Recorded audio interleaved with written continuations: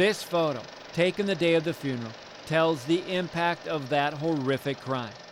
April 28, 1920, when thousands showed up at the farm of Jacob Wolf, where he, his wife, 6 daughters, and a young neighbor boy would be remembered. Their 8 open caskets spread across the farmyard. Just days earlier, the Wolf family had been shot by neighbor Henry Lair following a dispute over a cow.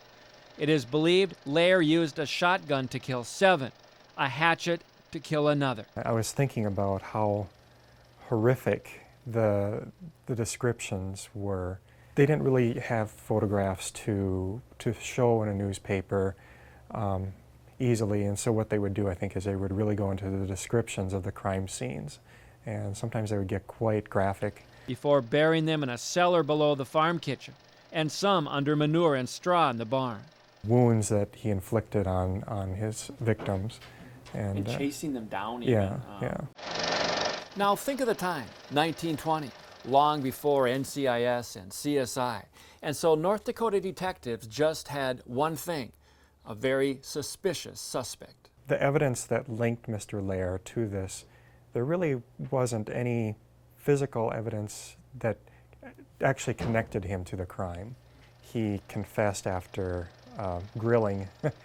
He had apparently shown up while the investigation was going on at the farm, and they thought that was kind of unusual.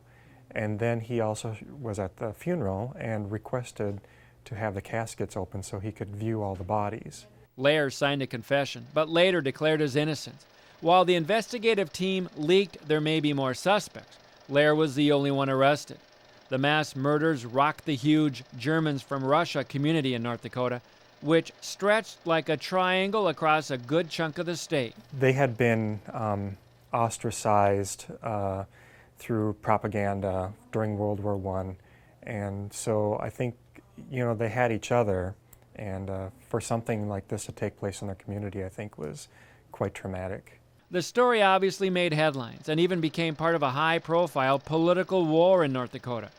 There was a survivor to that mass murder, baby Emma, who was in a crib at the time of the murders and was left untouched. Mr. Lair says that he would have killed the baby had he known that it was in the house, but apparently the baby slept through the whole event and didn't make a noise, so survived. Here she is pictured at the funeral wearing white.